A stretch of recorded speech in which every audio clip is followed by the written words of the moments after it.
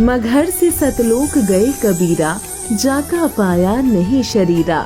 सर्व सृष्टि रचनहार कबीर परमेश्वर जी के 508वें निर्वाण दिवस के पावन उपलक्ष्य में दिनांक 27, 28 व 29 जनवरी 2026 को नेपाल सहित भारत के 13 सतलोक आश्रमों में 3 दिवसीय महासमागम का आयोजन किया जा रहा है।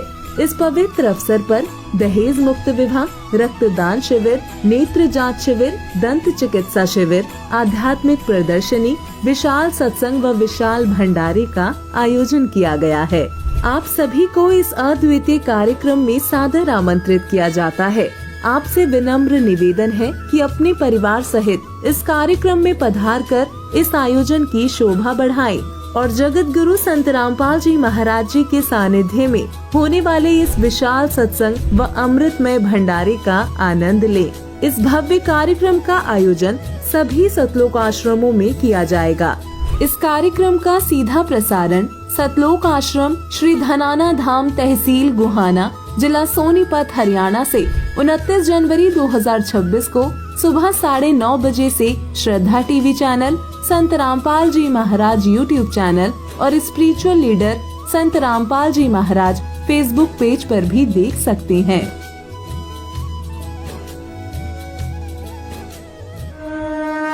संत रामपाल जी महाराज एक ऐसे महान संत जिन्होंने अपनी सतभक्ति, तत्व ज्ञान, करुणा और सेवा के बल पर समाज में नई मिसाल कायम की है।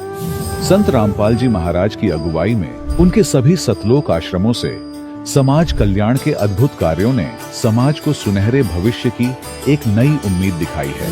संत रामपाल जी महाराज से नाम दीक्षा लेने के बाद लाखों लोगों की लाइलाज बीमारियां जैसे कैंसर, एड्स आदि ठीक हुई। संत जी के ज्ञान से प्रेरित होकर उनके अनुयायियों ने लाखों यूनिट रक्तदान किया। संत जी ने लाखों बहन बेटियों का दहेज मुक्त विवाह करवाया।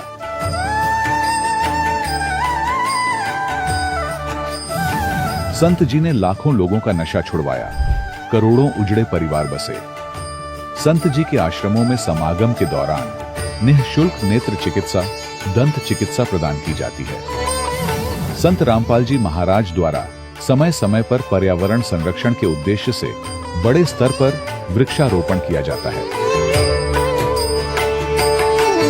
संत जी ने जरूरतमंदों को तत्काल राहत पहुंचाने के लिए एम्बुलेंस सेवा शुरू की। संत जी अपने अनुयायियों को देहदान के लिए प्रेरित करते हैं, जिससे मानवता की सेवा और चिकित्सा क्षेत्र में सुधार हो सके। संत रामपाल जी महाराज के सभी आश्रमों में हर रोज निशुल्क भंडारा आयोजित किया जाता है, जहां हर वर्ग, हर जाति और हर धर्म के लोग एक साथ बैठकर भोजन करते हैं।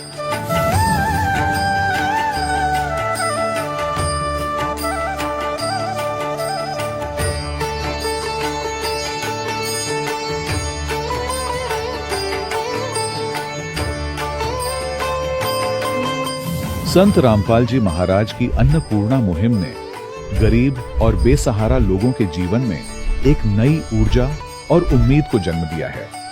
घर घर खाद्य सामग्री और जरूरी मदद पहुंचाकर संत रामपाल जी महाराज ने लोगों को दुख और मजबूरी से लड़ने की ताकत प्रदान की है।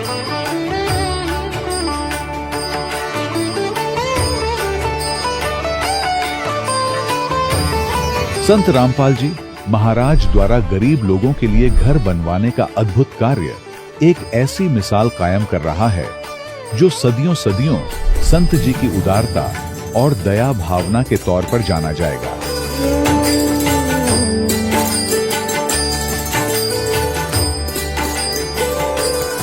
संत रामपाल जी महाराज के आश्रम में हजारों बुजुर्गों को सम्मान और प्यार के साथ जीवन जीने का अवसर मिलता है। उनके खाने, रहने और स्वास्थ्य की पूरी जिम्मेदारी संत रामपाल जी महाराज उठाते हैं। अनाथ बच्चों के लिए संत रामपाल जी महाराज के सभी आश्रम किसी वरदान से कम नहीं। यहाँ उन्हें शिक्षा, संस्कार और भविष्य के लिए बेहतर अवसर प्रदान किए जाते हैं। चाहे बाढ़ हो, भूकंप या महामारी, संत रामपाल जी महाराज और उनके अनुयायी हमेशा ही जरूरतमंदों के लिए सबसे आगे खड़े रहते हैं।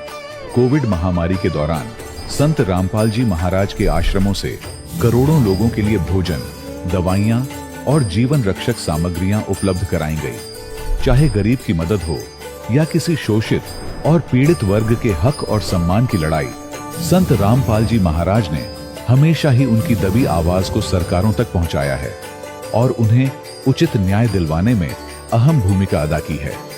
समाज में आध्यात्मिक और सामाजिक मूल्यों के प्रति जागरूकता लाने में संत रामपाल जी महाराज हर कदम पर मानवता के सच्चे सेवक साबित हुए हैं।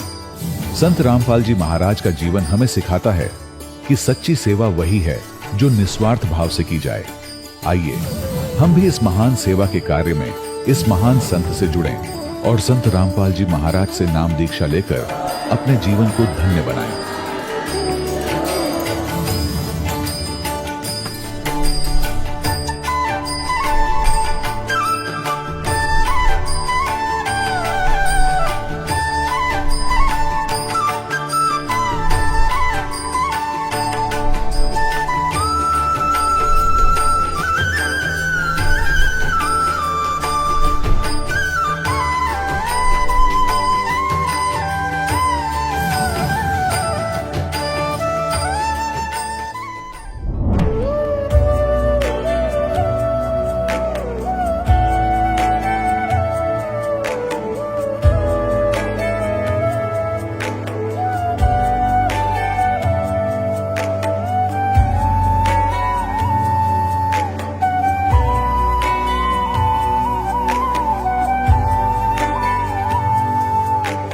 जब लग गुरु मिले न सांचा, तब लग गुरु करो 10 पांचा। क्या गुरु बदल सकते हैं? क्या गुरु बदलने से पाप लगता है? अध्यात्म के इस मैदान में आखिर सही गुरु कौन है? गीता जी में वर्णित तत्वदर्शी संत कौन है? इन सभी प्रश्नों के उत्तर जानने के लिए अवश्य सुनिए जगत गुरु तत्वदर्शी संत रामपाल जी महाराज के मंगल प्रवचन। सत साहिब दर्शकों, कभी कभी जीवन के कष्ट इतने बढ़ जाते हैं कि हर रास्ता बंद लगने लगता है और अंत का विचार मन में घर कर जाता है। एक ऐसी ही कहानी है ऋषिपाल जी की, हरियाणा के कुरुक्षेत्र से। व्यवसाय में भारी नुकसान और कमर के असहनीय दर्द ने इन्हें आत्महत्या तक के विचारों की ओर धकेल दिया। लेकिन इनके जीवन में ऐसा क्या हुआ जो इन्होंने संत रामपाल जी महाराज की शरण ग्रहण की? और क्या वास्तव में संत रामपाल जी महाराज के उपदेशों ने इनकी जिंदगी बदल दी? आइए सुनते हैं ऋषिपाल जी की सच्ची कहानी, उन्हीं की जुबानी। नमस्कार सर। नमस्कार सर। सर क्या नाम है आपका? सर ऋषिपाल। ऋषिपाल जी आप कहाँ से हैं? मैं हरियाणा कुरुक्षेत्र का रहने वाला हूँ और अभी फ़िलहाल डेट में सुंदरगढ़ डिस्ट्रिक्ट और उड़ीसा स्टेट में अपना बिजनेस कर रहा हूँ। सर संत रामपाल जी महाराज से नाम दीक्षा आपने कब ली? सर 10 मई 2020। संत रामपाल जी महाराज से नाम दीक्षा लेने से पहले आप क्या भक्ति साधनाएं करते थे? सर मैं जहाँ भी रोड में जाते निकलते 4 ईंट जहाँ मिलेगी मेरे को, मैं वहीं मध्य सर झुका के चलता था कि भाई कहाँ मालिक हैं। मैं मालिक के ऊपर विश्वास करता था। मंदिरों में, गुरुद्वारा, मस्जिद, सब जगह गया मैं। जिसको भी पूछता था, ईसा मसीह में पूछा, वो बोला कि जो सबका मालिक एक है तो वो कौन है? बोला वो कोई अन्य है। मैं बोला आपके यीशु नहीं है? बोला नहीं है। मैं बोला ठीक है जी। वहाँ से भी नाम राम के चल देता था। मैं हर जगह घूमता था, मेरे को मालिक की तलाश थी। उसी के ऊपर सिर्फ एक मेरा विश्वास था, बाकी और कुछ भी नहीं था कि भाई मालिक है। तो मेरे को ऐसी परेशानियाँ बड़ी चलती रही, मैं बड़ा कांटों पे चलता गया, पर मैंने कभी परवाह नहीं की इस चीज़ की, सिर्फ एक विश्वास के ऊपर कि नहीं, मुझे इस बात का पता चला था कि इस पृथ्वी पे सत्य है। तो मैं उस विश्वास में चलता रहा। मतलब मैं इतना, एक दिन तो ऐसा आ गया मेरे लिए कि भाई आज तो ना, अब मैं मरने की कंडीशन पे चला गया। मैं रोड में निकला कि भाई अब मर जाऊंगा, क्योंकि मेरी पत्नी ने मेरा साथ नहीं दिया, ना मेरी माता ने मेरा साथ दिया। पत्नी को बोला कि देखो मेरा कमर में ये हाल है तो मैं खाना नहीं खा पाता हूँ, और एक मैं बैचलर उसमें रहता हूँ रूम में, फैमिली वाले रूम में रहूँगा तो मेरे को लैट्रिन बाथरूम नज़दीक में मिलेगा तो मैं हो भी सकता हूँ। और बैचलर उसमें मैं जाता था जंगल में रात को 3-3 बजे। मैं क्या करता था, मैं पत्थर उठाता था, पहले चारों तरफ फेंकता था कि कोई जानवर ना हो, फिर मैं वहाँ बड़ी मुश्किल से रो पीट के बैठ के आता था। तो एक दिन बहुत ज़्यादा तकलीफ होगी कि मैं बर्दाश्त नहीं किया, फिर मालिक नहीं अब कुछ नहीं रहा, चलो चलता हूँ। अब आप रोड में निकला, रोड में निकल के खड़ा हो गया कि भाई जैसे कोई गाड़ी आएगी मैं आगे कूदना ही कूदना है। एकदम से मुझे अचानक लगा कि अरे तू बोलता था सत देखना है मुझे, तो सत कहाँ देखा। तो मैं सर वहीं से वापस हो गया और रोते रोते अपने रूम में जाके सो गया। तो ऐसी चलती रही मेरी कहानी, चलती रही। तो फिर मेरे को मेरी बहन है, उन्होंने संत रामपाल जी महाराज से दीक्षा ली हुई थी।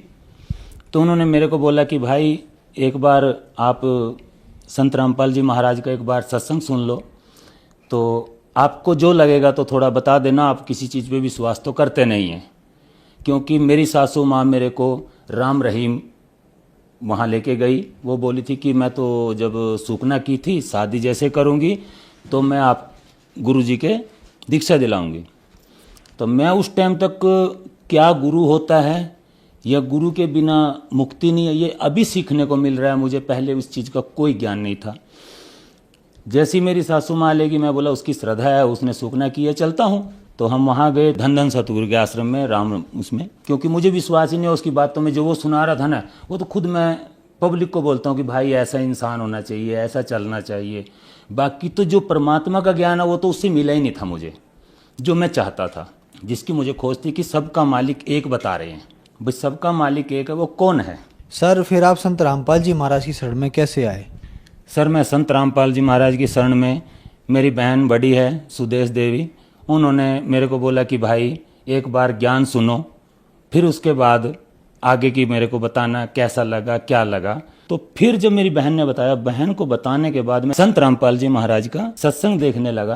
पहले दिन ही मैं पूरे सत्संग में मेरे दिमाग में इतनी फीड होगी रील कि मैं आज तक मैं मैट्रिक क्लास में भी मैं दाने दे के पास होने वाला इंसान हूँ। जैसे मैंने सत्संग सुना, सत्संग सुनने के बाद मैं अपनी बहन को बोला कि बहन मुझे नाम दीक्षा लेनी है। तो नाम दीक्षा मेरी बहन बोली भैया आजकल ऑनलाइन मिल रहा है। मैंने संत रामपाल जी महाराज से ऑनलाइन नाम दीक्षा ली है। सर संत रामपाल जी महाराज से नाम दीक्षा लेने के बाद क्या आपको लाभ भी मिले? सर लाभ अगर मैं बोलूँगा तो शायद कोई विश्वास नहीं करेगा मेरे लाभों पे।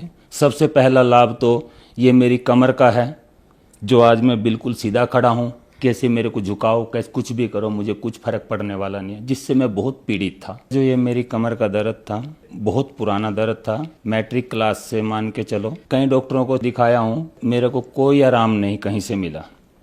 मैं इतना बैंड हो जाता था, बिल्कुल जैसे शरीर है ये ऐसे हो जाएगा, मेरा शरीर इतना ऊपर से ऐसे, और मेरा गर्दन वैसे हो जाएगा। मैं बहुत दुखी रहता था, बहुत परेशानी में रहता था।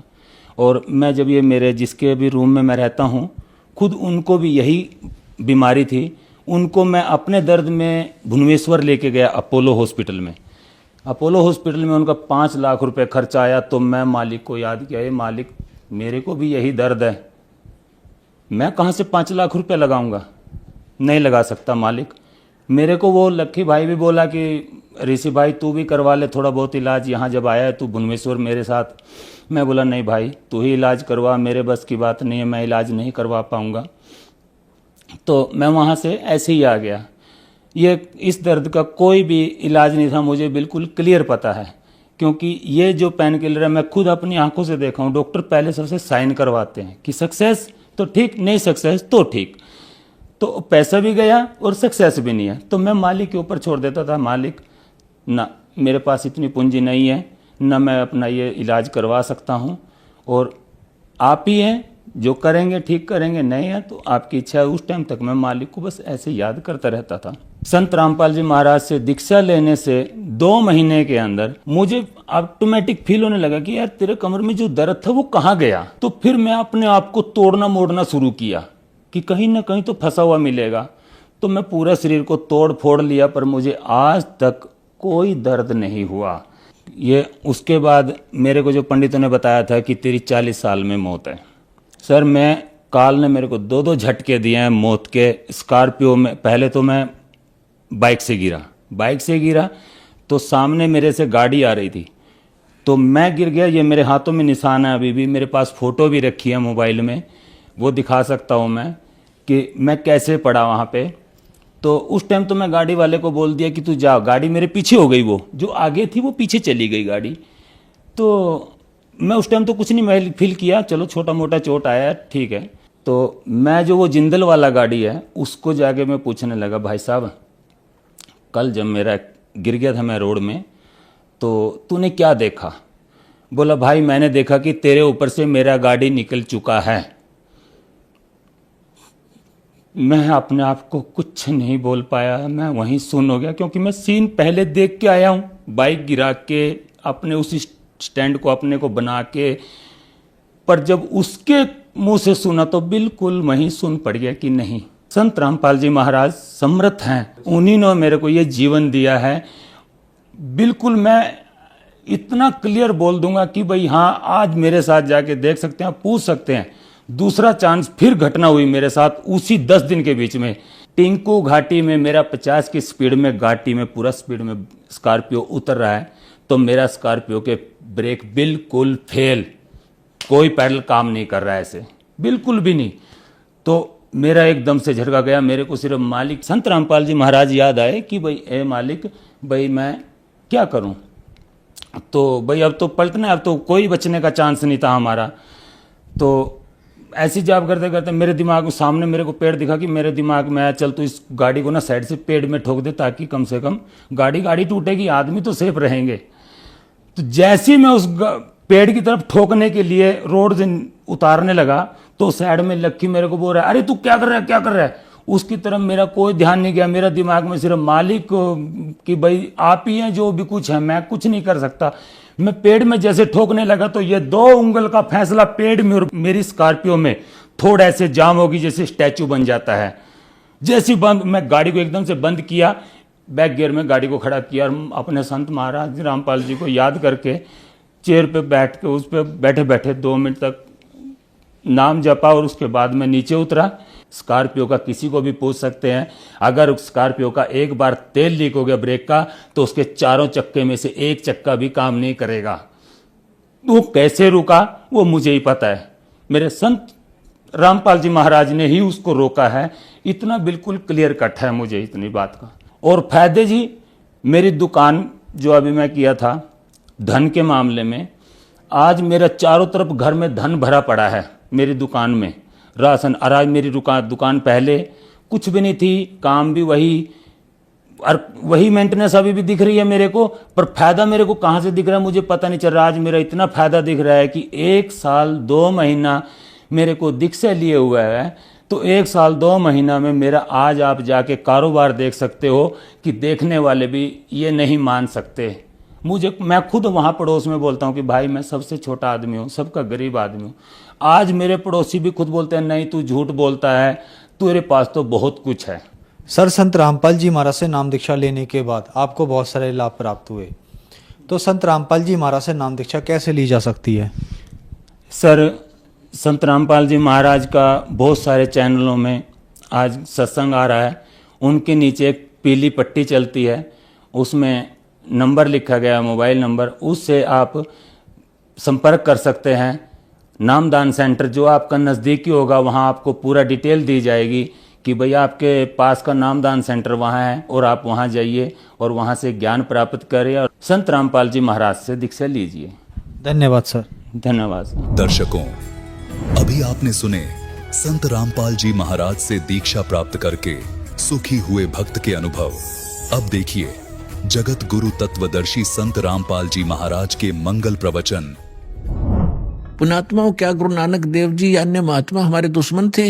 हमारे परम मित्र थे। उन्होंने ऐसा तरीका बता दिया, दान धर्म ये यज्ञ करवानी शुरू करवा दी। इससे मोक्ष नहीं हो सकता, लेकिन मनुष्य शरीर मिलता हुआ आ रहा है आपको, और मनुष्य शरीर से मनुष्य शरीर में आता है प्राणी छोड़कर, तो उसमें आस्था रहती है भगवान की, उसका नेचर भी अच्छा रहता है। बेशक वो समाज में रहकर कुछ दिन बिगड़ जावे, इस ज्ञान के सुनते ही वो तुरंत सेट हो जाता है। ये दास देख रहा है यहाँ पर 50-60 हजार की संख्या भी हो जाती है, 70 हजार भी हो जाती है विशेष समागम पर। और आप कैसे कितने शिष्टाचार से बहन भाई रहते हैं, कितने प्यार से रहते हैं, आप पिछले जन्म से मनुष्य शरीर से आए हुए हो। और एक आधा कोई आ जाता भूल भटक कर, जो पिछले जन्म में मनुष्य ना हो करके वैसे किसी के साथ आ जाता, तो वो ही थोड़ी बहुत अटपट कर देता है, वो एक ही दुखी कर देता है। और आप हजारों की संख्या में ऐसे बैठ जाते हो और ऐसे चित्त ला के सुनते हो मालिक की वाणी को। तो ऐसे आप में अब जल्दी ये ज्ञान समावेगा और पार हो जाएंगे 2 मिनट में। असंग जन्म हो गए धक्के खाते ने। तो ई परमात्मा ने इसलिए ये रजा बख्शी थी, सभी महापुरुषों को सख्त हिदायत दे दी थी कि किसी को बताना नहीं। गरीबदास पंथ से दास का निकास हुआ है और गरीबदास पंथ को मैं दास खूब जानता है। मेरे गुरुदेव के अतिरिक्त पूरे गरीबदास पंथ में ये सतनाम नहीं था। और अटपट गाते यही राधे राधे श्याम मिला दे, राम राम हरे कृष्ण कृष्ण कृष्ण हरे हरे, ये नाम देते हैं। ओम नमः भगवते वासुदेवाय, इस तरह के नाम देते हैं। या केवल सोहम को दो भाग में बांट लेते हैं, सो बाहर हम अंदर। मोटरसाइकिल ने बीच तो तोड़ ले, काट ले, हर फेरने गए इस पहिया को इधर ले जाओ, इसको इधर, बढ़िया मोटरसाइकिल हो गया। अकल है इनके अंदर। तो पुण्यात्माओं, सौभाग्य आपका, परमात्मा ने आपको पहले शिक्षित किया। यह शिक्षा हमारी सबसे बड़ी दुश्मन है। हमने के बनाया परमाणु बम, सबसे पहले अपना नाश तैयार किया और उसके बाद ये हम अहंकारी हो गए। एक छोटा सा पद पा करके, चाहे इंजीनियर बन जा, डॉक्टर बन जा, जज बन जा, या राजनेता अभी मंत्री बन जा, प्रधानमंत्री बन जाता है, नो फूल जाता है। और कल को मृत्यु होगा, गधा कुत्ता बनकर धक्के खाओगा, वो दुख तो ना दिखता तुम्हारे को। इस भक्ति के बिना, ठीक है, आपको जो भी अधिकार मिला है उसको नेक नीति से निभाओ। और इस बात को याद रखो, यहां सदा नहीं रहोगे। और ये सदा ये सुख नहीं, जिसको तुम सुख मान रहे हो वैसे तो सुख नहीं है, फिर भी ये भी नहीं रहेगा। तो इस कारण से फिर ये ज्ञान हमारे अंदर समावेगा। तो परमात्मा ने हमें शिक्षित किया। आप पिछला इतिहास देखो, हमारे पूर्वज इतने अधीन सीधे साधे थे, ना छल कपट था। सबको मालूम है अपने पूर्वजों का। आज चाहे कोई कितना प्लातून पाक रहा हो, उनको सब का मालूम है उनके दादा परदादे कैसे रहते थे, झोपड़ियों में टाइम पास किया उन्होंने, और हमसे अच्छा जीवन जीते थे। वो बेसिक कपड़ा भी नहीं पहनते थे, धोती या लंगोट में रहते थे, धोती बांधते थे कई बार तो गर्मियों में। और वो नेक आत्मा थे, उनका सुथरा जीवन निर्वाह हो रहा था आज की तुलना में। तो आज कितने हम अपने आप को टीटी पाके दिखते हो, पैंट शर्ट पहन कर, गाड़ी मोटर लेकर, चैन एक पल की नहीं, सपने में बकवाद सूझ जाए तुमको, जो भगवान से दूर है प्राणी। तो ये शिक्षा ने हमें खूब बिगाड़ा। अभी शिक्षा के बिना आप तक ये ज्ञान नहीं आ सके था। ये विज्ञान मनुष्य के सतर का नहीं है जो आज आप देख रहे हो, टेलीविजन, इंटरनेट, चिप, ये मेमोरी कार्ड, ये परमेश्वर ने मनुष्य को बुद्धि दी है। न 4 युग का इतिहास आपके पास है। ढंग से कोई बैलगाड़ी भी नहीं रखा करते थे, टूटी फूटी में घसीटे अंडा करते थे। हमने दास ने वो जमाना देखा है कि कनक निकालने के लिए 1 महीना तक पशुओं को इन गेहूं के ऊपर घुमाया करते थे, 15-15 दिन, जब जाकर वो दाने अलग होते थे, तूड़ा अलग होता था, भूस। और आज आप क्या देखते हो, 2 मिनट में कट कर जाते। ये कहां से बुद्धि आई आपके लिए कि सुविधा दूं अपने बच्चों को ताकि ये भक्ति में ज्यादा समय लगावें। हमने देखा हमारी माताएं, चाची, ताई 1-2 किलो आटा पीसने की खातिर 2-2 घंटे लगी रहती हूँ हाथ से। अब उसके लिए चाकी ऑटोमेटिक पावर की बना दी। अब आटा उधर पिस रहा, तुम बैठकर माला जपो, भगवान का भक्ति करो। पशुओं का चारा काटा करते। दास का जन्म एक जाट किसान के घर हुआ, जिस कारण से खूब परिचित है। पहले तो ऐसे देखे हमारे दादाजी, ऐसे काटा करते थे एक फरसा सा ले करके। फिर ये हाथ से चलाने वाली मशीन बनी, गंडासा बोलना जिसको। और अब एक पावर बिजली से कनेक्शन लगा के, मोटर लगा के, और कट ढेर सारा काट दे घंटे में, 20 पशुओं का काट देती है। तो ये सुविधा भगवान ने इसलिए दी कि तुम इस समय का सदुपयोग करो। तुम इसका सदुपयोग की बजाय दुरुपयोग करने लगे, ताश खेलें और गप्पे मारे बैठ के, राजनीति की बतलाओ, कसरी में देखें, मुंह आंखें फाड़ के। तो ये सब जो ज्ञान होगा आपको, फिर आप में सुधार आवेगा, डर लगेगा। डर लगता है ज्ञान हो जाने पर, तो इस ज्ञान से आपको परिचित हो जाओगे कि हम कहाँ रह रहे हैं। एक सेकंड का भरोसा नहीं, कहाँ कब बिजली गिर जाए। और आज किसके ऊपर गिंडली मारे बैठे हैं, ये मेरा है, ये मेरा है। परमात्मा कहते काया तेरी है नहीं, और ये माया कहां से हो बोले आदमी। तेरा शरीर ही तेरा नहीं है तो इसको कैसे अपनी मान बैठा अनजान। तो ये अज्ञान हटाने के लिए सत्संग किए जाते हैं। और सत्संग सतलोक आश्रम के अतिरिक्त इस 21 ब्रह्मांड में नहीं मिलेगा आपको।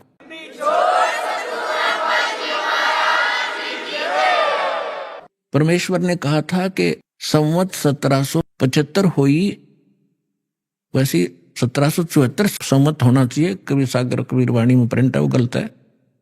संवत 1774 हुई, तादन प्रेम प्रगटे जग सोई।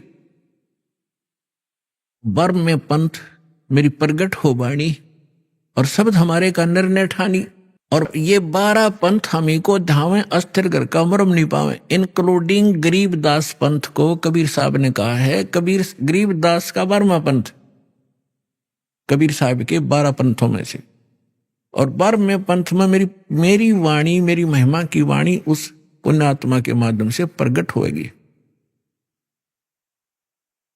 और गरीबदास पंथ वाले मेरी इस महिमा की वाणी को पढ़ा करेंगे, अर्थ गलत लगाएंगे। जैसे गीता के पढ़ने वाले गीता के अर्थ गलत लगाते रहे, वेदों के पढ़ने वाले वेदों के अर्थ गलत लगाते रहे। वेद पढ़ने पर भेद ना जान, ये बांचे पुराण 18। और जड़ को अंधा पत्ते खवावे, भूल गया सृजनहारा। अब परमात्मा कहते हैं ये वेद पढ़े और पत्थर की पूजा करें, उसका फल फूल चढ़ाओ पत्ते भगवान को, पत्थर के को कहना वेद समझे। फिर इसी प्रकार इस गरीबदास और कबीर पंथ के जितने भी अनुयायी वो नकली संत हुए हैं, उन महापुरुषों को छोड़कर, जैसे गरीबदास जी को तो परमात्मा मिले थे, उन्होंने वाणी लिख दी, उनको आदेश था कि इसको डिस्क्लोज नहीं करना। और एक परमात्मा ने ये मार्ग चलाना था, इसलिए एक स्पेशल इंस्ट्रक्शन दे दी गई थी, क्योंकि परमात्मा पल पल में संग रहता है उस महापुरुष को जिसको वो स्वयं भेजता है अपने कार्य के लिए। तो गरीबदास जी को जब अंत समय में एक शीतल दास नाम का भगत था, जिसका गांव बराना जिला जज्जर में उनका आश्रम था। गरीबदास जी के बाद वो, वैसे तो और भी बहुत शेष थे गरीबदास जी के, लेकिन वो उसको स्पेशल आदेश दिया था कि ये मंत्र तू जाप कर बताना नहीं, केवल मरते समय, शरीर छोड़ते समय एक ही अपने शिष्य को बताना, उसको प्रतिज्ञा करा देना, वो भी ऐसे ही चले। तो ये नाम मेरे दादा गुरुजी ने मेरे गुरुजी को बताया। मेरे गुरुजी के साथ उनका जो गुरु भाई थे दास, उनसे भी मिला था। मेरे दादा गुरुजी का आश्रम है गांव गोपालपुर, खरखोदा तहसील, जिला सोनीपत, हरियाणा में। वहां जब मैं गया, उनसे डिस्कस हुई, उनसे नाम के बारे में जिक्र हुआ, तो वो नाम क्या बता रहे थे, उनके शिष्य भी यही बता रहे थे कि हमें नाम दे रखा है ओम नमो भगवते वासुदेवाय, और श्री कृष्ण की मूर्ति ला रहे। तो पुण्यात्माओं, आप विश्वास करना, परमात्मा जिस प्रकार से भक्ति को छुपा कर कैसे गुप्त रास्ते से निकाल कर आप तक लाए हैं, काल के दूतों का हाथ नहीं लगने दिया दाता ने। तो मेरे गुरुजी को ही उन्होंने बताया था, और मेरे गुरुजी ने इस दास के अतिरिक्त इनके लाखों शिष्य थे, किसी को शिष्य संत भी बने हुए थे, लाल कपड़े धारण भी किए हुए थे, उनके साथ रह रहे थे, उनको भी ये मंत्र नहीं बताया था। ये दास के ऊपर रजा की थी।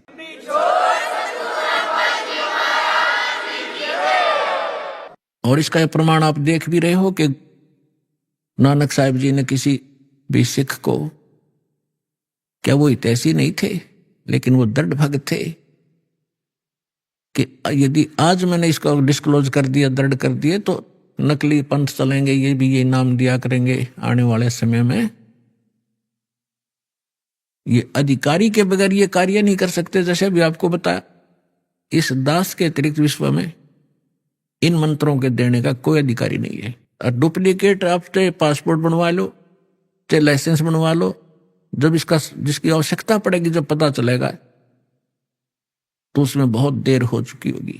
कब पता चलेगा? जब आप संसार छोड़ कर जाओगे और धर्मराज के दरबार में जब ये डुप्लीकेट लाइसेंस दिखाओगे, मैंने उस गुरु से नाम ले रखा था, ये पासपोर्ट दिखाओगे, आप भी दोषी और बनाने वाले की भी गर्दन वहीं पकड़ी जाएगी। तो उसमें से डर के दास की प्रार्थना इन साधु संत फकीरों से जो गुरु बने बैठे हैं, ठीक है उनका उद्देश्य भले ही अच्छा होगा, लेकिन वो परिचित नहीं है, कुमार्ग पर जा रहे हैं, स्वयं भी वापस आवे, अपने शिष्यों से भी कह दें कि ज्ञान हमारा ठीक नहीं है, वास्तव में ठीक नहीं है, नहीं तो जनता को तो पता लगेगा ही लगेगा। ऐसा कहने से ये संत बाहर मुक्त हो जाएंगे जो आज गुरु बने बैठे हैं, झूठे पासपोर्ट बना रहे हैं, अंत में इनको बड़ी भयंकर मार पड़ेगी। दास इनके हित में कह रहा है, कोई इनका दुश्मन नहीं, एक मित्र के रूप में काम कर रहा हूं सबके। आज भले इनको क्योंकि अपने स्वार्थ वश गलत लगता हो, जैसे गोरखनाथ जी को परमात्मा मिले थे, गोरखनाथ जी ये आजकल के तो कोई संत नहीं है जिनको हम संत माना करते थे। गोरखनाथ जी में इतनी शक्ति थी, एक पहाड़ को सोना बना दिया था अपने वचन से, सोना, सोने का, स्वर्ण, गोल्ड का, और अपने गुरु मच्छिंद्र नाथ के उसका 100 फूक दिया था, उसकी अस्थि इकट्ठी करके और उसको अपने वचन से शरीर बना दिया था, और वो आत्मा मच्छिंद्र नाथ की फिर उसमें प्रवेश कर दी थी। और फिर भी बोला हुआ था, फिर भी मोक्ष नहीं था उसका। अपने आत्माओं तब परमात्मा मिले थे उनको और कहा था कि गोरखनाथ में सभी का गुरुआ, सबका एकमात्र गुरु मैं हूं पूरे विश्व में। ये संत भाषा है, क्योंकि ये पद्य भाग के अंदर शब्दों में अपने राग के अनुसार बोला जाता है। कहा कि गोरखनाथ में सबन का गुरुआ। अब गोरखनाथ जी क्या कहते हैं, तेरा वचन मोय लागे कड़ुआ, कि आप जो कह रहे हैं मेरे अतिरिक्त कोई संसार में गुरु नहीं है, तो मुझे आपका ये वचन अच्छा नहीं लग रहा, कड़वा लग रहा है, बुरा लगता है।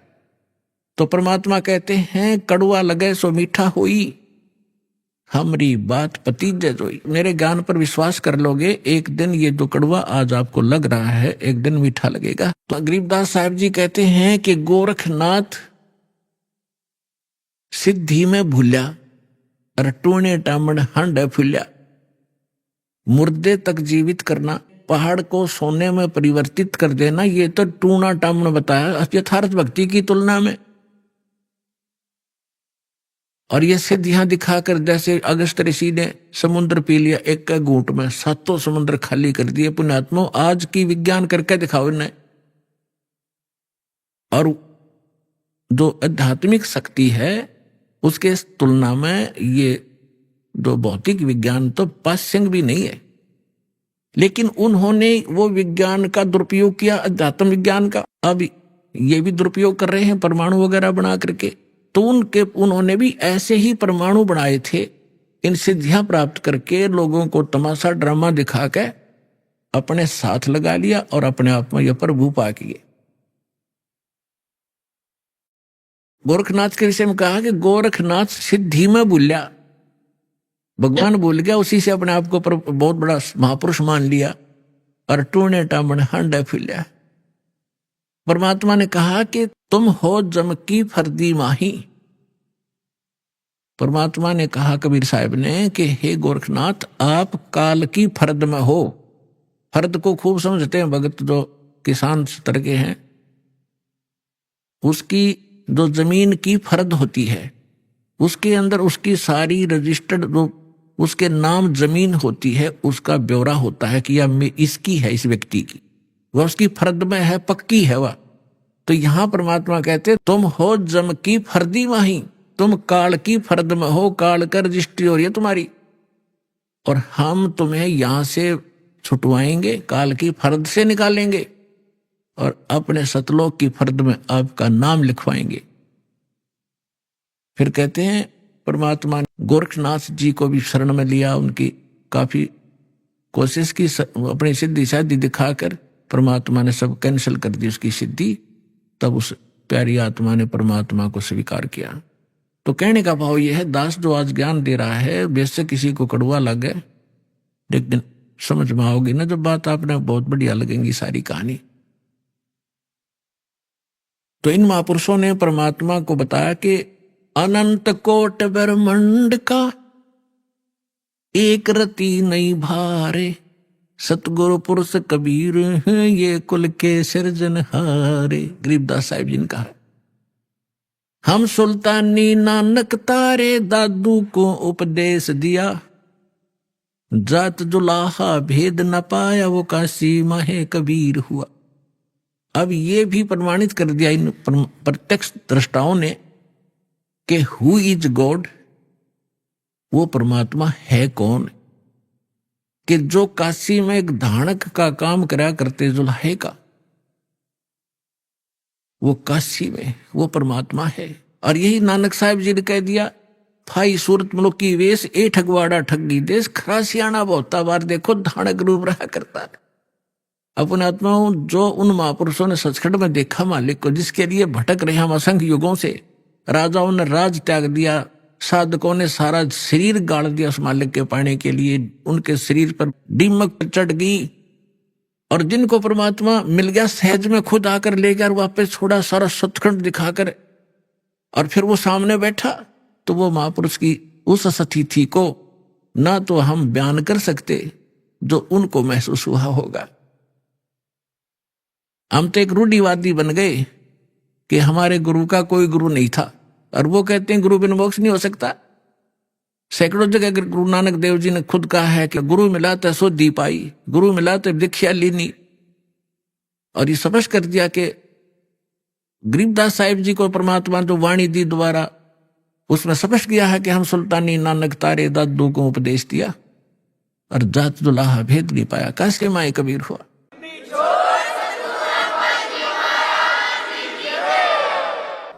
और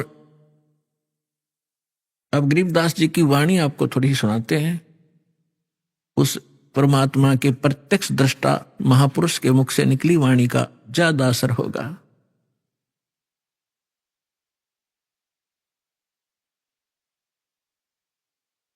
क्या कहते हैं, पंजा दस्त कबीर का सिर पर रखो हंस, यम किंकर चंपे नहीं तुम्हारा उधर जाएगा वंश।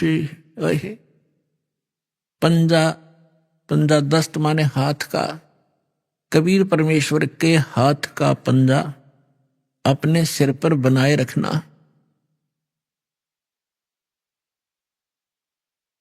आपके निकट यम के दूत नहीं आ सकते, काल के दूत आपके निकट नहीं आ सकते, आपका पूरा वंश उधर जाएगा, पार हो जाएगा।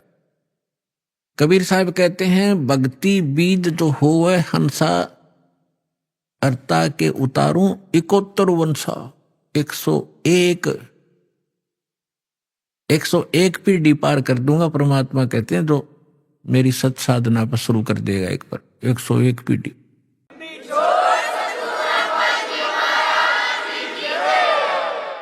दर्द बंद दरवेश है सतगुरु पुरुष कबीरे। हमारे लिए जो दुखी होने वाला है, और दरवेश माने साधु रूप में जो आते हैं, वो परमात्मा ही थे, जिन महापुरुषों को जिंदा महात्मा के रूप में मिले। कहते हैं वो दर्द बंद दरवेश हैं सतगुरु पुरुष कबीर, नाम लिए बंद छूट है और टूटे यम जंजीरे। हमारे दुख में दुखी होने वाले एक ही महापुरुष हैं जो संत रूप में यहाँ आए हैं, खुद परमात्मा ही। दर्द बंद दरवेश हैं सतगुरु पुरुष कबीरे, नाम लिए बंद छूटे हैं टूट जम जंजीरे। उस परमात्मा का नाम लेने तय जो उन्होंने जो मंत्र बता रखा है, काल की सब बंधन कट जाएंगे और यह फंद छूटेगा जो इसने हमें फंसा रखे। सतगुरु पुरुष कबीर हैं ये 3 लोक तत्सारे, कोट 49 पृथ्वी ये 14 भवन आधारे। सतगुरु पुरुष कबीर हैं 3 लोक तत्सारे, 2-4 की क्या कहूं ये तारे हंस अपारे। सतगुरु पुरुष कबीर हैं ये चारों युग परमाणे, ये झूठे गुरुआ मर गए भाई हो गए भूत मसाने। झूठे गुरु के आश्रय कदे न उदर जीवे, सच्चा पुरुष कबीर है आद परम गुरु पीवे। अब क्या बताया है गरीबदास साहिब जी ने? गरीबदास साहिब जी कह रहे हैं अपनी अमृतवाणी में, एफिडेविट दे रहे हैं कि सतगुरु पुरुष कबीर हैं ये चारों युग परमाणे, ये झूठे गुरुआ मर गए भाई हो गए भूत मसाने। कबीर साहब कहते हैं चारों युग में मेरे संत पुकारे और कूक कहा हम हेल रे, हीरे माणिक मोती वर्ष ये जग चुगता ढेल रे। परमात्मा कहते हैं मैं चारों युगों में आया, सतयुग त्रेता द्वापर कलयुग में, और प्रत्येक युग में महापुरुषों को मिला जैसे वो उनका गुण है, उस गुण के आधार से परमात्मा मिले, उनको ज्ञान दिया। फिर उन महापुरुषों ने भी यही ज्ञान आगे जनता को बताया, और हमने भी इस यथार्थ ज्ञान और यथार्थ भक्ति की बहुत आवाज लगाई, लेकिन ये भोली आत्मा समझ नहीं सके। ये यथार्थ भक्ति और यथार्थ ज्ञान, यथार्थ साधना रूपी हम हीरे मोती लाल आपके सामने बखेर रहे हैं। आप इससे परिचित ना होने के कारण नकली साधना करके डले इकट्ठे कर रहे हो कंकर, जो जहां जाओगे दरबार में, धर्मराज के दरबार में, वहां कोई कीमत नहीं होगी उस भक्ति की जो शास्त्र विधि को त्याग कर मनमाना आचरण कर रहे हो।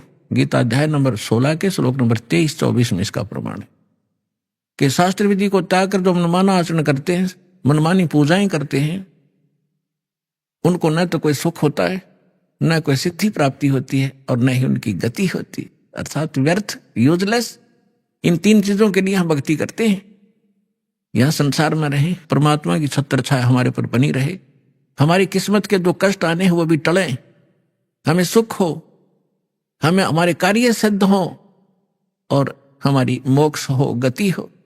कहते हैं शास्त्र विधि त्याग कर मनमाना आचरण करने वाले की ये तीनों नहीं होती, तो फिर क्या फायदा वो डले ढोने का, पत्थर इकट्ठे करने का। तो परमात्मा क्या बताते हैं, चारों युग में मेरे संत पुकारे और कूक कहा हम हेल रे, हीरे माणिक मोती बरसे ये जग चुगता ढेल रे। परमात्मा बताते हैं सतयुग में सत सुकृत कह टेरा, त्रेता नाम मुनिंदर मेरा, द्वापर में करुणा में कहाया, और कलयुग नाम कबीर धराया।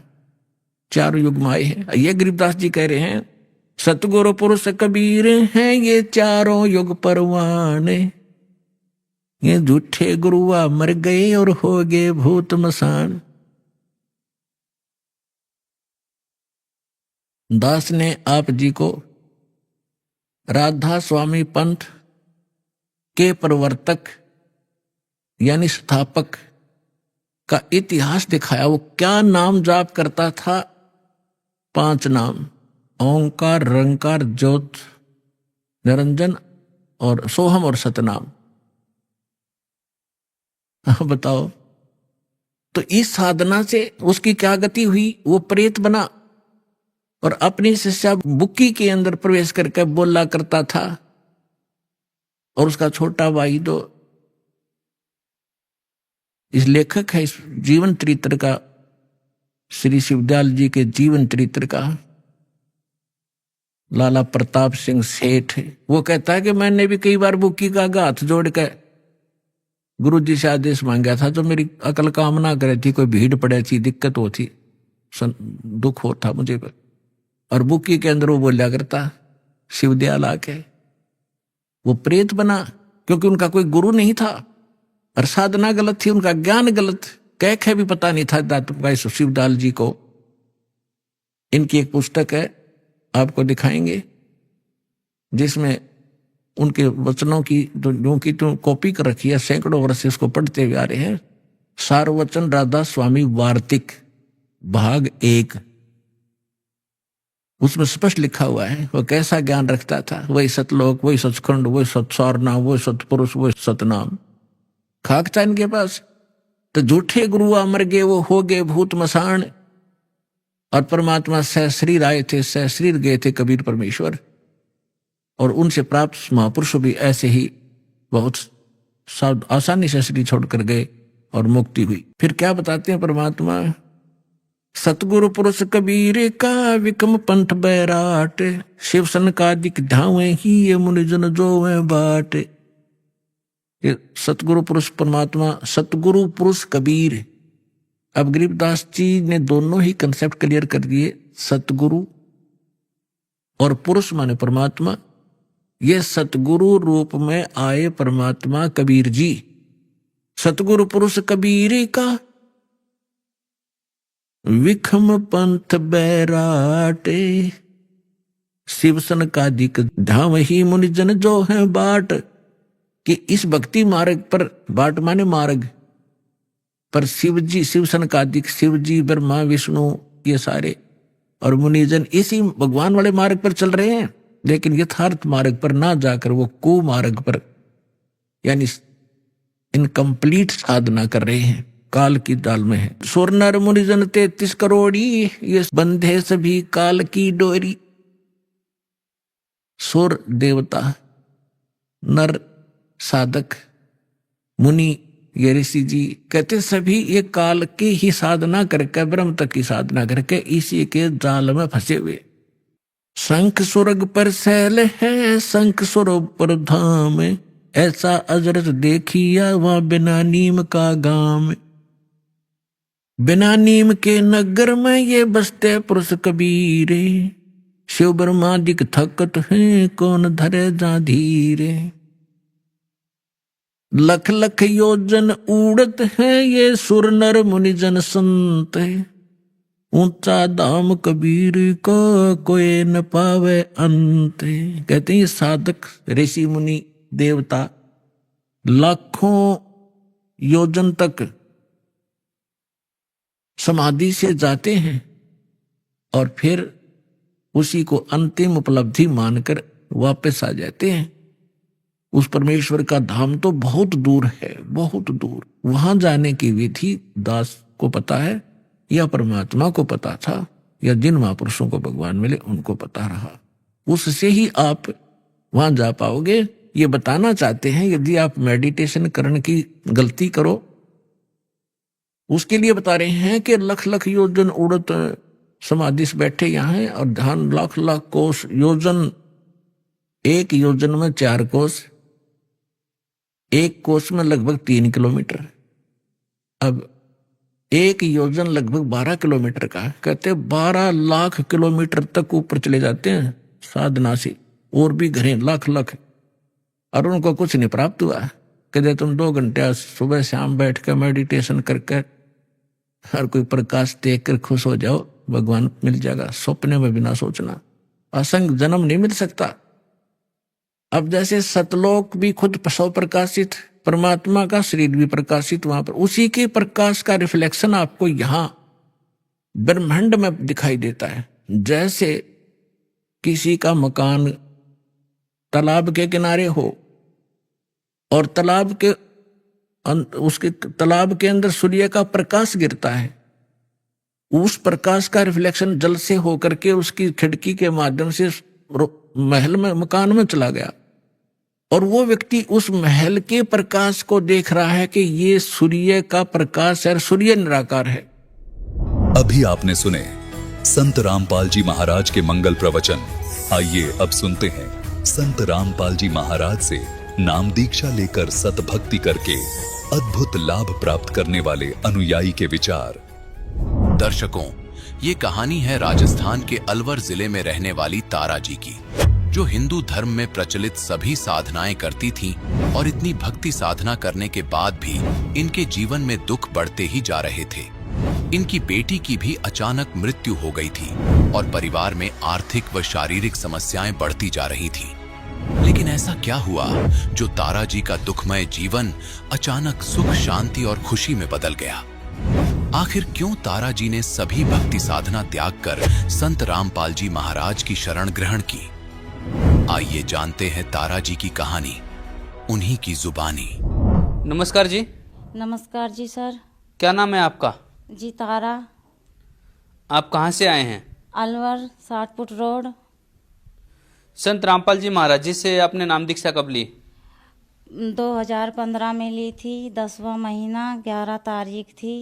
संत रामपाल जी महाराज जी से नाम दीक्षा लेने से पहले आप क्या भक्ति साधना करते थे? सर सभी देवी देवताओं की हम पूजा करते थे, नवरात्रे करती थी, मैं भी करती थी, मेरी बेटी भी करती थी, और मतलब मेरे पूरा ही परिवार ही ज़्यादा करके ही इसी भक्ति में लगा हुआ था। जो आपने ये बताया कि आप देवी देवताओं की भक्ति करते थे, यह भक्ति साधना करने से आपको क्या लाभ प्राप्त हुए? सर इससे तो मेरे को कुछ भी लाभ प्राप्त नहीं हुआ कि मेरी एक लड़की थी 10वीं पास करके, वो भी मर गई। मेरा एक जेठ था, वो भी एक्सपायर हो गया, वो रेल के नीचे कट के मर गया। और लड़की मेरी बाथरूम में ऊपर की बीमारी ने घोट के मार दी। और मैं देखती रही सामने बैठी बैठी, और मेरे को मालूम था कि मैं देवी के ऊपर इतना विश्वास करती थी कि जिसके ऊपर मैं मेरा सारा घर परिवार छोड़ दिया। और मैंने देखा कि मेरी बेटी के साथ में उसने पकड़ के और गला घोट दिया, और मैं गेट से बाहर बैठी बैठी देखती रही। अब मेरे को मालूम ना कि ये मर गई लड़की, तो छत पे पानी की टंकी फुल भर गई। तो मेरे को पता लगा, बन के लाली गेट खोल, और मैंने कहा मोटर बंद कर, तो मोटर बंद नहीं करी।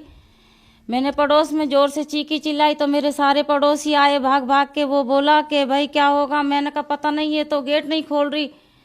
अब मेरे को मालूम तो था कि भाई इसको किसी ने दबाया, लेकिन अगर मैं ऐसा कुछ बोलूं तो किसी को विश्वास नहीं आएगा, तो ये कहेगा कि ये लड़की पागल हो गई। तो इसकी वजह से मैं कुछ नहीं बोली। तो पड़ोसी वो लड़की निकाल के और हॉस्पिटल लेके गया, तो उसमें कुछ भी नहीं था। वो लड़की तो यही ख़त्म कर दी थी दबा के। अब वहाँ से लेके आया तो मैंने यहाँ पे घर पे ला के वो लड़की लिटा रखी थी। तो मैंने देखा तो एक औरत उसके साथ में, जिसको हम देवी करके मानते थे, वो उसके साथ में मेरे को चाय पीती हुई नजर आ रही थी। तो मैंने कहा कि ये कैसी देवी है जो मरी हुई के साथ में भी चाय बैठ के पी रही है। तो हमें भगत जी, अब हम उस टाइम तो हम सर कुछ कह नहीं पाए, लेकिन हाँ कि लड़की को दाह संस्कार करने के बाद में जब हमने हमारे आदमी से बोला कि मैंने कहा मुझे कुछ ऐसा दिखाई देता है, और मुझे लड़की की गर्दन दिखाई देती है और बकरे की गर्दन भी दिखाई देती है। तो घर वाले कहने लगा कि तुझे ने कुछ टेंशन हुई पड़ी है लड़की की, इसकी वजह से तू ऐसे बोलती रहती है। तो भगत जी मेरी एक लड़का है 7 साल का, वो ऐसे अचानक से कमरा में वैसे ही खेल रहा था 7 साल का, और बैठे बैठे उसने फांसी लगा ली, गर्दन पे फांसी लगा ली। तो मेरी लड़की कुछ लेने के लिए आई थी, तो वो देख के एकदम से और जोर से चिल्लाई पापा मम्मी। तो मेरा परिवार भी मेरे पास ही था कुछ, तो आया भाग के, तो देखा तो लड़का मेरा बकस पे पड़ा हुआ है और गर्दन चुन्नी से बांध के खिंची हुई है। उसको निकाला तो हमारा छोटा वाला लड़का मेरा 1 साल 11 महीना का था वो। तो छोटा लड़का देखा तो छोटा लड़का बिल्कुल खूनों में नहा चुका था। तो हम भाग के शाणा के पास गया, उन्होंने कहा कि भाई 10,000 रुपया लगेंगे तो हम तेरा पक्का इलाज कर देंगे, वरना अभी तो तेरी लड़की गई हैगी तो तुम्हारे घर से कोई और भी जाएगा। तो मेरे को शक था कि या तो मैं जाऊं या फिर मेरा आदमी जाएगा। उन्होंने 10,000 रुपया मांगा, हमने 10,000 रुपया दिया, कुछ भी फायदा नहीं हुआ, कुछ भी। उसके बाद में हमारे पास एक भगत जी आता जाता था, लक्ष्मण भगत जी। तो उन्होंने कहा कि आप हमारे गुरुजी का नाम ले लो। मैंने कहा भैया हम तेरे गुरु का नाम कैसे ले, मैं अब हम दई देवता कैसे छोड़े। तो बोले तो तुम क्यों, तुम्हारे ऊपर इतनी बुरी परेशानी आ रही हैगी कि वो हमारे घर पे आते जाते रहते, वो उनको सारी बात का मेरे घर का पता, हम उनको कुछ बात भी नहीं बताते थे। तो वो हमारे घर पे आके चुपचाप ही बैठ जाते थे, और मैं कुछ नहीं बताती थी उसको कि भाई हमारे घर पे कोई शाणा तांत्रिक आएगा, मैं कुछ नहीं बताती थी। फिर भी कुछ न कुछ बात के ऊपर तो उनको मैं पता लग जाता था। मैंने कहा हाँ भाई वहाँ करवाया था, मेरे को फायदा नहीं हुआ। तो वो भगत जी बोला कि तो ऐसे करो, आप हमारे गुरुजी का नाम ले लो। मैंने कहा मेरा पापा भी तांत्रिक है, मेरे पापा भी शानपत करते हैं। तो मेरे पापा बोला कि तू चल तेरा इलाज मैं कर दूंगा, तेरी ज्यादा कुछ हालत खराब है। तो मेरी सर ऐसी हालत हुई पड़ी थी कि ना मैं खाना खा सकती, ना मेरा बड़ा लड़का खाना खा सकता था। मैं ये कहती थी कि परमात्मा मेरे को 2 गास में रोटी खा लूं तो कम से कम मैं पानी तो पी सकूं, लेकिन मैं 2 गास रोटी भी नहीं खा पाती थी। तो मेरे पापा और मेरी मम्मी आई, मेरे को साथ में मुबारकपुर लेके चली गया। अब मेरे को इलाज करने लगा तो मेरे पे तो कुछ असर ही नहीं पड़ता पापा का कि भाई क्या कर रहा है। मैं जोर जोर से चिल्लाती और जोर जोर से ये रोती कि भाई मेरे को कोई बचा लो, अरे मेरे को कोई बचा लो। मैंने सर ये भी कह दिया था कि अगर कोई मेरा घर मकान लेना चाहता है तो मैं मेरा घर मकान भी दे दूं, लेकिन मेरे बच्चों की मेरी जिंदगी बच जाए, मैं किराया में मेरी जिंदगी निकाल लूंगी। मेरी लड़की तो गई, लड़की जाने के बाद में दूसरी लड़की अब मेरी 12वीं में है। वो लड़की भी मेरी वही बात बोलने लगी जो लड़की मेरी बड़ी वाली बोलती थी। बड़ी वाली लड़की मेरी बोलती थी, मम्मी आप टेंशन मत करना, मैं मरूंगी। मैंने कहा नहीं बेटा ऐसे नहीं बोले करते। जब वो ऐसी बात बोलती थी तो मेरा बड़ा दिल घबराता था। मैंने कहा ये मेरी बेटी मेरे साथ क्या बोलती है। मुझे क्या दिमाग में आता था कि आप कहीं कोई गलत लाइन तो नहीं है आपकी जो आप ऐसे बोलते हैं। बोले नहीं मम्मी तू पागल है, मैं ऐसा कभी नहीं सोच सकती। तो बेटा आप ऐसे क्यों कहती हो? हमें मालूम नहीं था कि भाई इसके कुछ ऊपर की बीमारी आती है और वो आके बोलती है। तो मैंने कहा नहीं बेटा ममता मैं तेरे बिगड़ जी नहीं पाऊंगी। तो वो कहने लगी मम्मी 1 साल नहीं जी होगी, 2 साल नहीं ठीक होगी, तीसरी साल में अपने आप ठीक हो जाओगा। 1 साल मुझे कोई ना मिला, दूसरी साल में मुझे संत रामपाल के चर्चे मिले। तो मैंने ना पानी पिया ना मैंने खाना खाया। मैंने लक्ष्मण को बुला के बोली भगत जी मेरा तो कोई पता नहीं कि मैं बचूं कि ना बचूं, लेकिन मेरा बच्चा तो है। भाई तू मेरे को इन्हें तेरे गुरु का नाम दिला दे, अब मैं सब कुछ छोड़ दूंगी, मुझे कुछ भी नहीं चाहिए। तो लक्ष्मण भगत मेरे को जयपुर लेके गया था। भगत जी हमारे पास में 1 रुपया भी नहीं रहा था क्योंकि हम साण आन के दे दे के बिल्कुल दुखी हो गए थे। फिर हमें लक्ष्मण भगत लेके और वहाँ पे हमने नाम दीक्षा ली। हम ऐसे हाथ पैर हो गए थे भगत जी, मेरे बेटे का भी और मेरे भी। जी संत रामपाल जी महाराज जी से नाम दीक्षा लेने के बाद आपको क्या लाभ प्राप्त हुए? ऐसा है कि कम से कम जिस टाइम पे हमारे साथ में ये बाधा एकदम से आई थी, कम से कम ना तो 5-6 लाख रुपया का हमारे ऊपर उस टाइम पे कर्जा था। कर्जा भी हमने ऐसा है कि भाई तेरे से पैसा लेके किसी को दे दिया, उससे पैसा लेके उसको दे दिया, ऐसे करके कम से कम ना तो उस टाइम पे मेरे पास सिर पे 5-6 लाख रुपया रख रखा था। फिर हमने गुरुजी से नाम दीक्षा ली तो अब हमारे पास में किसी का कोई कर्जा भी नहीं है। और जब भी मैं गाड़ी की विचारती थी कि कोई गाड़ी ले लूं तो जब भी मेरे को एक्सीडेंट हुआ नजर आता था तो हमारे आदमी से मैं बोलती थी कि हम गाड़ी नहीं लेंगे कि हम क्योंकि तुम्हारा एक्सीडेंट हो जाएगा।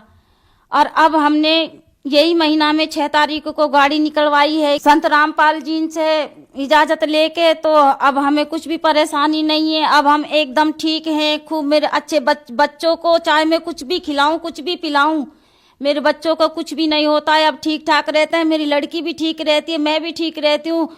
और हमारे आदमी के 3 गैठ थी पेट में और वो गैठ भी नहीं है, वो भी अब मेरे बच्चा खूब ठीक रहते हैं। कहीं पे भी दूध पियो, कहीं पे भी कुछ भी सफेद चीज खाओ। पहले कभी मैं भी सफेद चीज कभी कोई खा ना पाती थी, ना मेरे बच्चन को खिला पाती। अब मेरे बच्चा को चाहे कहीं पे आओ कहीं जाओ, अब हमें कोई परेशानी नहीं है। मेरी लड़की भी अब ठीक है। अगर कोई ये कहे, मेरे पीर वाला ये कहते हैं कि तूने कहाँ से नाम ले लिया, ये तूने सब कुछ छोड़ दिया, तो अगर हमारे कोई कुछ भी बोले तो भी हम ये परमात्मा को नहीं छोड़ सकते। हमें तो संत रामपाल जी हमारे परमात्मा हैं, हमें जीवन दान दे दिया तो हमारे तो ये परमात्मा है, हमारे ये भगवान है। संत रामपाल महाराज जी से जब से हमने नाम दीक्षा ली हैगी, जब से हमें कोई टेंशन नहीं है। ये परमात्मा ने जो हमें ये मंत्र दिए हैं, जो हमें ये भक्ति बताई हैगी, हाँ सारे दुख कट जाते हैं इससे। और फिर कुछ भी बाधा नहीं आती है, ना कोई भूत प्रेत। और सबसे बड़ी जो हमें परमात्मा यही हमें इतना सुख दे रहा है तो हमारा जीवन मरण का भी दुख कट जाए। जीवन मरण से 84 में ना घूमे हम, 84 में ना भटके। हमें पूरा विश्वास है कि हमारा मोक्ष होगा। जब पृथ्वी पे कोई ऐसा तांत्रिक हमें नहीं मिला, कोई ऐसा हमें भगवान नहीं मिला कि जो हमारी बीमारी काट सके। आज 20-20 साल से हम कभी नींद भर के सो ना पाए, और जब से हमने रामपाल संत का नाम लिया है, जब से हम आराम से सोते हैं, तो हमारा मोक्ष तो अपने आप ही हुआ पड़ा है। कि क्यों हमें 20-20 साल होगी कि हम सो ना पाता था। जब तक हमारे आदमी हमारे घर नहीं आता था तो हम इधर उधर घूमता फिरता। अब हम किसी से ये भी ना बोल सके कि भाई हमें कोई प्रॉब्लम है, तो अब हम क्यों ना माने कि भाई हाँ हमारी मोक्ष होएगा। बहन जी, आप जन समुदाय को क्या संदेश देना चाहेंगे? उनको मैं यही कहना चाहती हूँ कि ये पत्थर पूजा छोड़ दो, कुछ मत पूजो, सिर्फ संत रामपाल से नाम दीक्षा लो और अपना मोक्ष करो। कि क्यों तुम ये अपनी दशा खराब कर रहे हो, कि इतनी बुरी दशा हो जाएगी कि बस पूछो मत। क्योंकि हमें मालूम है, हम इतनी भक्ति पूजा करते थे कि हमें 4 बजे तो नहा के हम मंदिर चले जाते थे, तो हमारे जितना हम घर में नहीं खाता था इतना तो हम मंदिर में इनको पत्थरन में लगा देता। जब हमें कुछ लाभ ना मिला तो हम तो कहें कि परमात्मा किसी को भी लाभ नहीं देगा ये पत्थर पूजा में जो घुसे हुए हैं। हम तो यही कहती हूँ कि सबसे कि सब संत रामपाल जी से दीक्षा लो और अपना कल्याण करवाओ। धन्यवाद जी। साहेब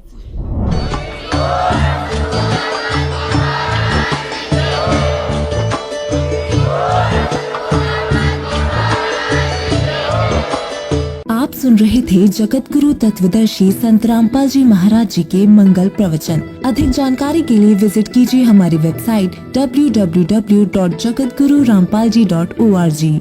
संत रामपाल जी महाराज जी के शुभ आशीर्वाद से पूरे विश्व भर में 500 से भी ज्यादा नाम दीक्षा केंद्र हैं, जिन पर संत रामपाल जी महाराज जी द्वारा ऑनलाइन निशुल्क नाम दीक्षा दी जा रही है। अपने नजदीकी नाम दीक्षा केंद्र का पता करने के लिए संपर्क करें 8222880541।